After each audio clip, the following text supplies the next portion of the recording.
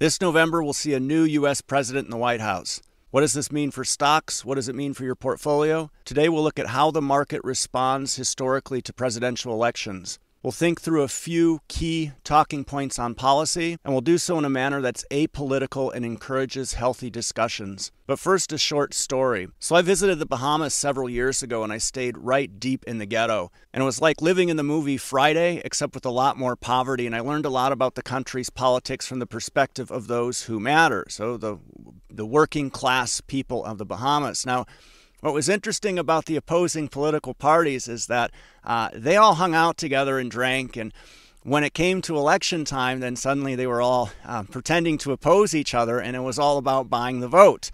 And in districts where they wanted to win, they'd hand out shirts with rolled up money inside them. So a big semi-truck trailer came through our neighborhood with giant speakers and music blasting. They were handing out shirts, and I wanted to wear my shirt to the airport, but I was told that if I tried to board wearing that shirt and the person at the boarding gate was part of the opposing party, they weren't going to let me board that plane. So that then reminded me a lot about America, in fact. Now, I've traveled to most countries in the world, and I'll tell you that the U.S. might be the most divided country that I've seen.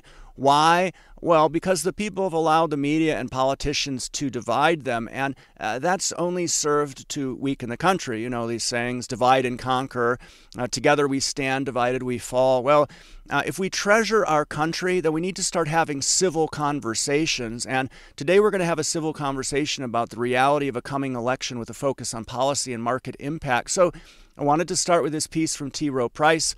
How do U.S. elections affect stock market performance? And they say that the health of the U.S. economy appears to play an important role in whether the incumbent party, so that's the party currently in power, in this case the Democrats, retains the presidency in an election year. So we say, well, what's the health of the U.S. economy look like? Well, there's at least 10 metrics on the right, according to Investopedia, that you can look at. And what's also interesting is the volatility that takes place depending on whether the incumbent party wins or not. But I think this last point is perhaps the biggest takeaway. We believe that investment decisions should be based on longer-term fundamentals, not near-term political outcomes. Absolutely. So in this report, there's some charts like this one. I don't think it's overly interesting. It shows you the S&P returns for previous presidential elections, 24 of them in non-presidential election years. You can see that there in green, and the difference between the two. It's not really that relevant, to be honest, but here's something that is kind of interesting. So party changes create volatility. And a couple takeaways here. First is that this low volatility is seen if the incumbent party wins, so the Democrats stay in power, and it's seen before the election and after. So perhaps this points to the fact that a healthy market means incumbents stay in power. I don't know, but I thought that was rather interesting. So how has the U.S. economy performed? How do we tell if it's healthy? Well, what's missing from the list on the right, that's from Investopedia, is the performance of the stock market. And of course, politicians will always pick the indicators that support their own cause and flaunt them. But what seems to be the most talked about right now would be inflation. And it's rather comical, at least where I'm at in the States, gas prices are the lowest I've ever seen. And that's no coincidence. Everybody kind of laughs and says, oh, it's election time, right? So classic behavior. If they're able to control prices like that, then why do we have to pay so much all the time, right? But the other thing not noted here is taxation, and that really matters. We're going to touch on that. And this, of course, as you're already figuring out, can get really complicated in a hurry. The election is largely a business as usual event when it comes to how you treat your investments and your own investment methodology. But what can create some rather dramatic outcomes or volatility would be what we refer to as unknown risks. So, for example, a candidate dies, and then you have a new candidate. Suddenly there's an unknown good. The election can get delayed for whatever reason. The election can result in a tie. CNN did a piece on this. I was rather surprised. They provided 3 scenarios or more where you could have a tie, and it's actually higher probability than you might think. What happens after that is really worth reading. Political instability can be accompanied by violence. I've been in politically unstable countries and observed this. The U.S. is so fractured right now. It's really not that far away, to be honest. according to pundits. And as I said, I've just never seen a country where people have become so divided. International exposure is a really good idea for that reason, for the black swan events that might take place. Sure, the U.S. has dramatically outperformed MSCI World, which is all developed markets in the world. It's outperformed all stocks in the world as an asset class, U.S. stocks, but that doesn't last forever. So international exposure, of course, Bogle's three-fund approach works really well, and our own focus on multinationals and our dividend growth investing strategy also works as well. Now, just a few quick takeaways here. As I said, your investment methodology should not change based on political risks. There's going to be less volatility if the incumbent party stays in power, just based on what we've seen in the past. When the U.S. sneezes, the world catches a cold. So a lot of foreign readers asked, and paying subscribers especially, for us to cover the coming elections, something we usually don't do. We're very apolitical here at Nanalyze. We'll continue to be so. Everybody is welcome, and that's the only way that we're going to bring the country back together. But since there can potentially be problems wherever you live on this planet, international diversification is always a good thing, right? So in the news, I'm going to refer to the two individuals we're going to talk about today using some different names, and that's so that when I say their names, it doesn't invoke certain emotions from people who might be quite passionate about their political beliefs. Mr. Red, we all know who that is, probably the most talked about political figure ever. His prior appointment is going to provide some indication of what to expect. I think there's more knowns there. But more market volatility, as we saw, will result from a Mr. Red win, at least based on historical data. Now, we don't know much about Mrs. Blue. We know who that is, but she's been talking a lot lately. And I think a few of her policies stand out given their relevance and simplicity. They're easy to understand changes that we can discuss without a degree in economics. So speaking of economics, The Economist put out this what seemed to be an unbiased article. I had a really tough time in this presentation trying to validate the sources. And you know, you can read after you do this stuff for as long as I have. You can very quickly identify bias in pieces. At least you hope you can, right?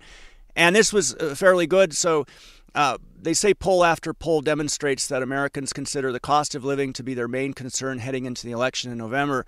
And they say that Mrs. Blue started on the back foot here, having served as VP during a time when inflation soared to a 4-decade high.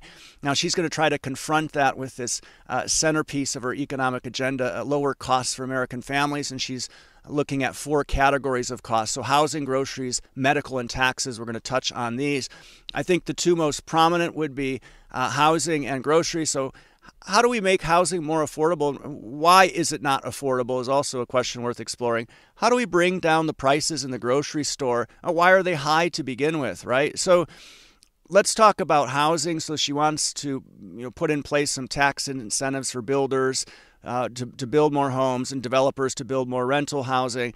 There's this $40 billion federal fund to spur innovative housing construction. I believe that's going to be allocated at the state level, so states will have to figure out how to use that to spur house building.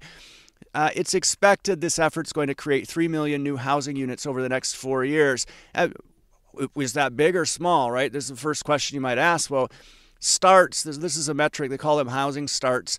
The number of houses they've started building in any given year, that's 1.4 million last year, down from 1.5 the previous year. So an extra 750,000 starts per year, or a 50% increase in home building. Certainly not going to all come online immediately, but that's what's expected. She also has this plan to provide first-time buyers with up to $25,000 towards their down payment on a new home. I haven't been able to figure out what that really means, impact on the market and things like that. I mean, I see a lot of people saying, well, housing prices are just going to go up $25,000 across the board. Maybe that's the case. So if you're a homeowner, this sort of thing is quite relevant, and I know that half of our audience is from the States, and probably more than half of them have homes that they own. So this is of interest. The second question, do we need to increase supply? Is this a problem? Well, according to these numbers here, the number of available homes in the United States plotted over time, you see that's gone down a fair amount, and right now there's around 900,000 available homes. And if we build an extra 3 million, we'll have 3.9 million. Of course, as I said, they're coming online slowly. But analysts reckon that America is suffering from a shortage of about 4 million homes. So that should solve that problem. Now, why is there a shortage? Well, They say many homeowners are hesitant to sell their homes due to attractive interest rates. So they lock themselves in at very low rates, and rates went up very quickly, right? So you don't want to sell and get into another home at a dramatically higher rate. Same thing with buyer, right? You don't want to pay these very high rates, so you're waiting for them to fall. Let's think this through, right? So if interest rates drop, more people are going to sell homes, more people are going to buy homes, and what? They appear poised to drop, right? So the problem sort of helps itself out, but we're going to accelerate things with, additional potentially 3 million homes added to the market. That's going to increase supply. Price is going to drop. So could we say then that if Mrs. Blue becomes president, housing prices will drop and liquidity will increase, perhaps faster than it would if we let things ride, perhaps. And the other thing you'll be thinking when you hear about an acceleration of home building is investing in U.S. home construction companies. And here you go, the iShares U.S. Home Construction ETF, ticker ITB. There's the constituents, the heaviest weighted constituents. Look right in the middle there. 2 dividend champions in our universe. One of those we're holding, so it's nice to know we have some exposure. We'll see if that is in fact the case.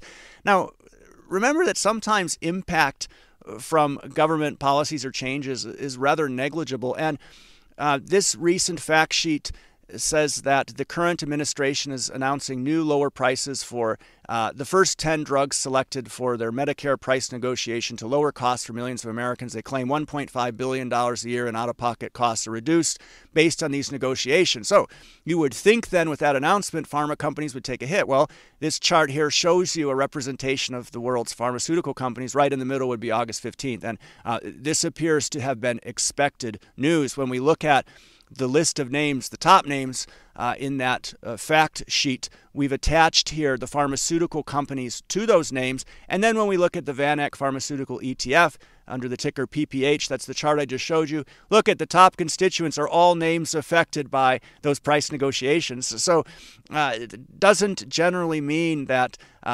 impacts will immediately be tied to changes. So maybe it was already priced into the market. We don't know. But probably the most talked about talking point from Mrs. Blue's recent banter is around price gouging. And I did some Google searches. I love this. So the results here, look at the top 2.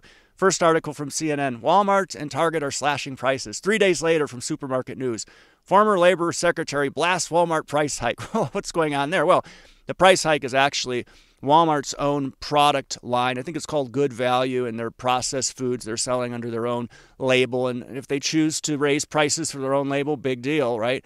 But this third piece here, so a senator's demanding answers from Amazon and Walmart on their use of surge pricing. This is available online easily. We understand why, right? Because you could change prices online dynamically to anything you want. For Walmart, they're going to be able to do that with digital price tags. We covered this in this piece on Fusion Group. If you want exposure to that theme, you ought to read this piece. We did it this year. It's rather interesting. Digital price tags here, you see prompt concerns over price gouging. So we need to elaborate a little bit more on what that is. This point here from CNN, food prices have surged by more than 20% under the Biden-Harris administration. That's a problem. And Mrs. Blue will say, well, it's the big bad grocery stores. Nah, I don't think so. So when you look at a company like Walmart, we're holding Walmart, okay? And on the top there, you see Walmart's gross margin plotted over time. And in the middle there, you see their operating margin plotted over time. Look at that. So what, for the past 6 years, it's been under 5%. It's been declining, trending downwards. So they're price gouging, but they're becoming less profitable. Doesn't make sense. Let's look at an example of what happens when somebody actually does some price gouging. And this is Hormel. They're a company actually in our dividend growth universe. In 2024, they settled this class action lawsuit that alleged they conspired to fix prices and overcharge customers. They were charged $11 million fine for that, so not very much there. But and they admitted no wrongdoing. That's always worth noting. But these allegations stemmed back to 2018. They say limiting supply and fixing prices starting in 2009. So we can see that right here, right? Look at what happens in 2018. Look at how their gross margin on top just really went up, and their operating margin did as well. And then look what happened now. It reverted back to where it was. So this may be a big coincidence, or it may be what happens when a company starts using price gouging to really move their margins, right? So Public's reaction to Mrs. Blue, well, economists believe price fixing creates huge problems. So that's and they say, well, she's not suggesting price fixing. It's just for rare cases of gouging. So, they say, well, companies can still maintain profit margins. So does that mean food companies can't expand their margins without attracting a certain degree of suspicion? And Axios said, well, Mrs. Blue's trying to appeal to voters, not academics or newspaper columnists. So the policies actually do nothing to solve the problem then, right? So everybody agrees price fixing. That's where the government starts to not let the market do its job and starts influencing pricing is a horrible idea. Everybody, I think, agrees on that.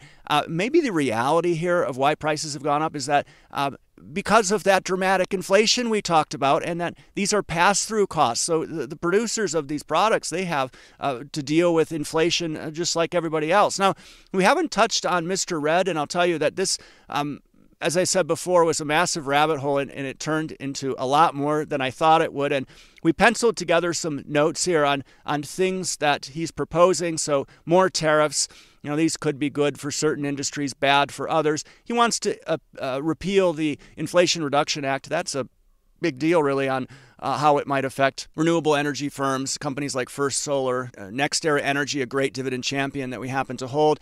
And he wants to encourage greater production of fossil fuels. We've done quite well with Exxon and CVX, two oil majors that we hold. And what this really points to is the need for more time in a presentation to really start digging into what would happen if Mr. Red was elected. But then you ask the question, why don't we just wait until we find out who's elected and then do all this groundwork, right? So I wanted to touch briefly on taxes. You see here I did a quick Google search on some of the biggest issues which surround taxation. One in particular I started getting into, and I thought it's quite relevant here. So the Tax Cuts and Jobs Act, when Mr. Red became president, he enacted the largest corporate tax reduction in the history of the United States. So it effectively lowered statutory corporate tax rates from 35% to 21%, along with some other changes. Now they're set to expire. Mrs. Blue wants to raise them to 28%. Perhaps Mr. Red would just keep what he had before. So Cato at Liberty, again, trying to find sources that are unbiased. This seemed to be an unbiased analysis. It says that new research shows those 2017 tax cuts significantly raised business investment and boosted economic growth. But then it says a recent report argues that they did not significantly impact the economy, but they say more sophisticated economic analysis almost universally finds the opposite. Taxes matter for investment and growth. And the pieces that I read on this down this rabbit hole is that there was perhaps a marginal ROI on this decision, but it certainly there was impact, and this is a big talking point, I think, and we'll have to see what happens, right? Politicians rarely do what they say. They say whatever it takes to get elected. So just some parting thoughts here. As I said, this turned into a massive rabbit hole. We covered a fraction of what we set out to cover. As I said, perhaps we're going to wait until a candidate is selected and then revisit this. Your investment strategy shouldn't change based on an election outcome. I mean, if you're sufficiently diversified, and you shouldn't have much to worry about at all. Even if your strategy were to change, you wouldn't want to change anything until you had an outcome, right? So, as I said, politicians don't always do what they say, so perhaps even if there was an outcome, you probably just want to stick with your same strategy as T. Rowe Price suggested. I have a question for paying subscribers. Did you find this useful? If so, let us know on Discord or reply to any email we sent. I think the popularity of this piece is going to dictate if we do another follow-up. If we do, we're probably going to wait until elections are over. This sort of market commentary, we get asked for this a lot, but it doesn't stay relevant for very long, so it's really not worth the investment. Now, I personally found this presentation to be somewhat useful because some of the names we hold are now on my radar in the context of the coming election. It's curiosity more than anything, right? Do some analysis before, wait until after, see what happens. So I thought it was useful, but we'd love to hear your thoughts in the comments, really. What stated policies, let's stick to economic and financial policies, from either candidate, Mrs. Blue or Mr. Red, concern you the most? Please try to comment in a way that people can't tell who you support. And I know some of our great subscribers on our Discord server do this very well, and I'm just nothing but impressed because I speak with a lot of you on a more personal basis, and I know that you all sit on both sides of the spectrum, and you're very respectful, and I can't tell you how much we appreciate that. That's how the country's going to come back together. The media, in the meantime, don't pay much attention to what they say. They don't get things right, as in the case of when Mr. Red was first elected, and they serve to divide our country. So I don't really have a lot of respect for a lot of media outlets out there, and it's, as I said, proved difficult to do a lot of this research because of that reason. Now, what happens if it hits the fan and some unknown blindsides us? Well, this piece on the S&P 500 crashing is well worth a watch. Whether you're a beginner investor or especially if you're retired, you really want to watch this because it's quite edifying. So give that a watch. Thanks so much for taking the time to watch this today.